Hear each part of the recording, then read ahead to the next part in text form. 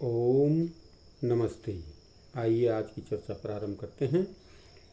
ईश्वर स्तुति प्रार्थना उपासना का 7वां मंत्र। ओम सन्नो बंधुर्जनिता सविधाता धामानि वेदभुवनानि विश्वा यत्र देवा अमृतमानिशानास्तृतीये धामन्नधैर्ययन्त। सह वह परमात्मा नः हमारा बंधु मित्र और सविता सकल जगत का उत्पादक तथा पालन करने वाला पिता है। सह वही विधाता कर्म फल का दाता है, कर्म फल को देने वाला है।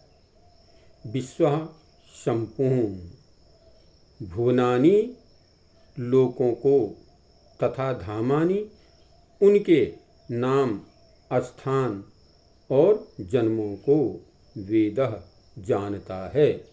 यज्ञ उसी परमात्मा से अमृतम मोक्ष को आन शानः प्राप्त होकर देवः मुक्त जीव तृतीय धाम संसार के सुख दुख से रहित नित्यानंद युक्त मोक्ष में अधैर्यन्तः स्वेच्छापूर्वक विचरते हैं।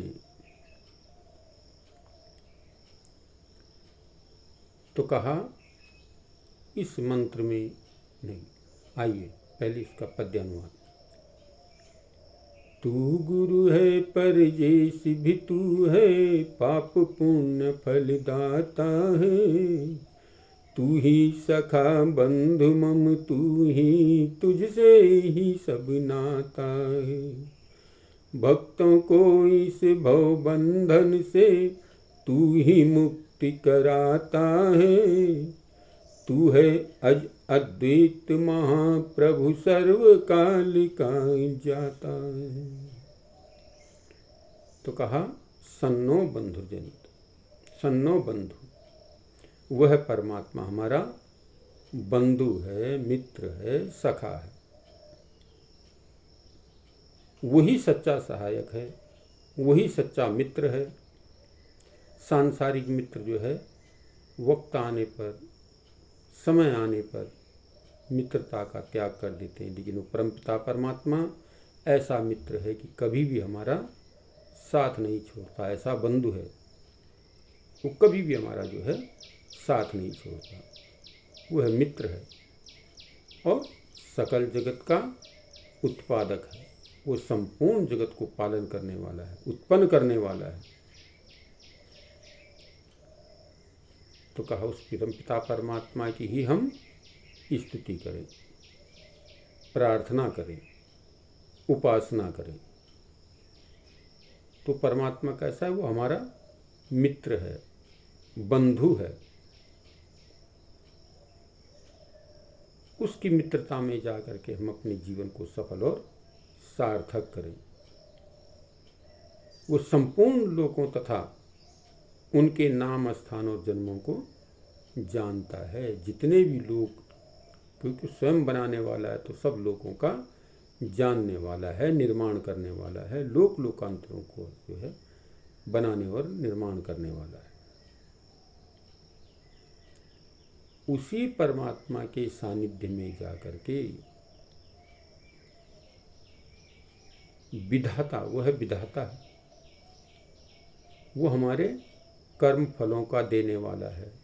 जैसा जैसा हम कर्म करते हैं वैसा वैसा फल वो हमें प्राप्त कराता रहता है। उतने ही प्राप्त फल जो है हमें प्रदान करता रहता है।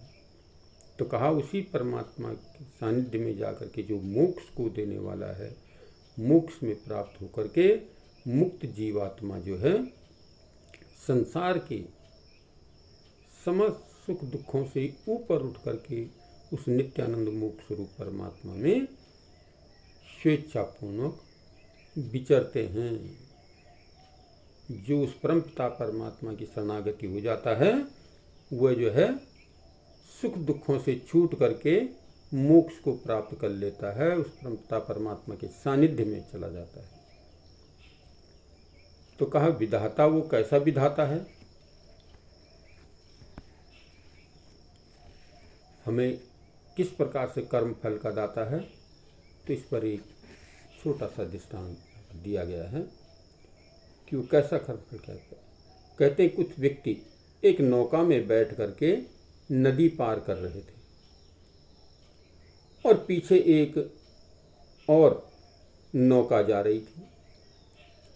कुछ लोग नदी में बैठ करके नदी पार कर रहे थे, पीछे से फिर एक नौका और आ रही थी जिसमें दो भाई बैठे हुए थे। अकस्मात नौका भंवर में पड़ करके उलट गई और दोनों भाई नदी में डूबने लगे। आगे जाने वाली नौका में बैठे एक बूढ़े ने नाविक से कहा, क्या कहा, इन दोनों को बचा लो, प्रत्येक के बदले में तुझे 50 रुपये दूंगा। उस समय की बात है, उसने कहा एक व्यक्ति को बचा लेगा तो 50 रुपये दूंगा, दोनों को बचा लेगा तो 100 रुपये तुझे मिल जाएंगे। नाविक नदी में कूद पड़ा और एक को निकाल लाया, परंतु दूसरा डूब गया। उस बूढ़े ने कहा, उसका जीवन शेष था, इसलिए तूने इसके बचाने में जल्दी की और उसके बचाने में देर की। नाविक हंसा और बोला, जो कुछ आपने कहा वह भी ठीक है, परंतु एक कारण और भी है। वृद्ध ने पूछा, वह क्या है? तो नाविक ने कहा, मेरी हार्दिक इच्छा इसे बचाने की थी, क्योंकि एक बार उजाड़ जंगल में मैं बीमार हो गया था, तब इसने मेरे ऊपर दया की थी। मुझे अपने ऊंट पर बैठाया था, इसलिए यह मुझे प्यारा था, यह मुझे प्यारा लगा। परंतु दूसरे ने बचपन में मुझे कोड़ा मारा था, अतः उससे मुझे उतना प्रेम नहीं था, इसलिए उसके बचाने में मैंने देरी की।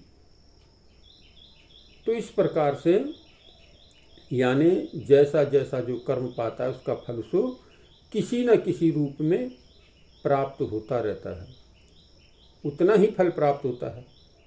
कभी कभी हम पर दुख की घड़ी आती है, संकट की घड़ी आती है और हम सोचते हैं कि जो है परमात्मा न्यायकारी, मैंने तो कोई अपराध किया ही नहीं। लेकिन अवश्य ही कहीं न कहीं किसी न किसी समय पर हमने जो अपराध किया है उसी के प्रतिफल में हमें ये दंड प्राप्त हो रहा है। तो हम इस दंड से बचने के लिए उस पिता परमात्मा की शरण में जाएं, वेद के आधार पर अपने जीवन को चलाने का प्रयत्न करें। हम कभी भी वेद के विरुद्ध कार्य न करें। वेद मानव सृष्टि का प्रथम उद्घोषक ग्रंथ है और उसके आधार पर जिस प्रकार से कोई भी कारीगर किसी कला को, किसी यंत्र को तैयार करता है तो उसके साथ उसकी एक पुस्तक बना करके देता है। उस यंत्र को उपयोग करने का तरीका, उस यंत्र को उपयोग करने का विधान उस पुस्तक में लिख देता है। तो ठीक इसी प्रकार से परमपिता परमात्मा ने जब मानव और इस समस्त सृष्टि की रचना की तो मानव के निर्माण के साथ साथ उन्होंने इस सृष्टि के उपभोग करने का तरीका जो है हमें वेद के माध्यम से दिया। तो हमें वेद का स्वाध्याय करना चाहिए। अपने जीवन को सफल और श्रेष्ठ बनाने के लिए हमें वेदानुकूल अपने जीवन को निर्वहित करना चाहिए, अपने जीवन को वेदानुकूल चलाने का प्रयत्न करना चाहिए। यही हमारे जीवन का सार है। हम अपने जीवन को सफल और सार्थक बनाने के लिए वेद का स्वाध्याय करें। इस मंत्र से प्रेरणा लेकर के वे परमपिता परमात्मा हमारा भाई बंधु मित्र है, जिसकी मित्रता में जाकर के ही हम अपने जीवन को सफल और सार्थक कर सकते हैं। तो आइए आज की चर्चा को यहीं पर विरमित करते हैं। ओम शांति।